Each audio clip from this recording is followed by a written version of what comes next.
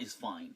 The other thing is, drugs are not the same as alcohol.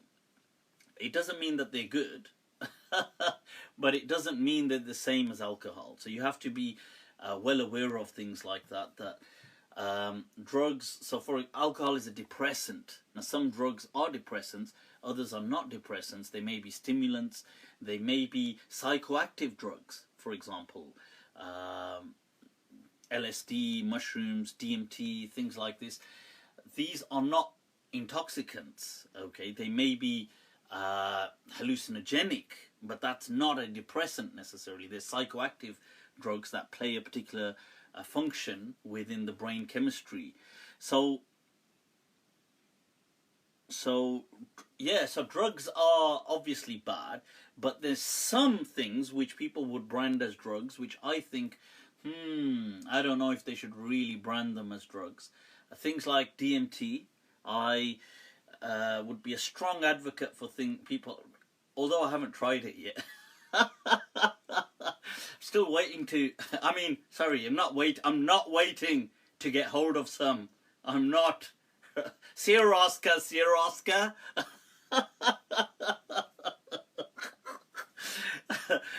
Do not engage. That's, right, so, but DMT and things like this, I feel these are more entheogens. Alright.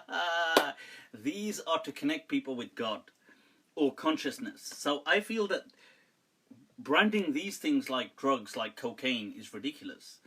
But anyway, that's my thought. But, there's an interesting theory, Check this out. I'm going through some of this. Graham Hancock is explaining it. And I thought, whoa, that's interesting. That there's certain, there's certain theorists who have claimed that, what led to the rise of consciousness in Homo sapiens, because you have to remember that modern man, that anatomically modern man, that means people that look just like us, as in they don't have to be the same skin tone, because obviously, but they are anatomically modern.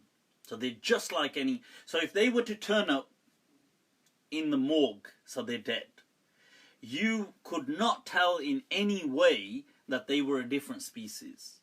They have the same kind of genetic makeup as modern human, Homo sapiens. So they're not Neanderthals, not Denisovans, not other hybrids, nothing like that, okay?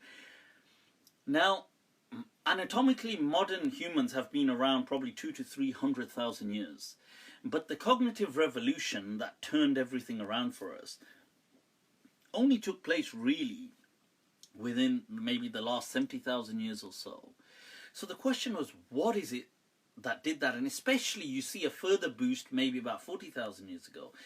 Now, some people have argued that it may have been by them encountering certain plants that had psychoactive properties that triggered the consciousness. I just found that very fascinating as a medium. I thought, you know what? This is just, I'm not saying it is, but I thought it's interesting that could that be symbolically referring to the tree, the fruit, the forbidden fruit, as in with the story of Adam as symbolism? Could it be? That's quite interesting. I just found it quite interesting, so I thought I'd share it. There you go, people. Do with it what you want now.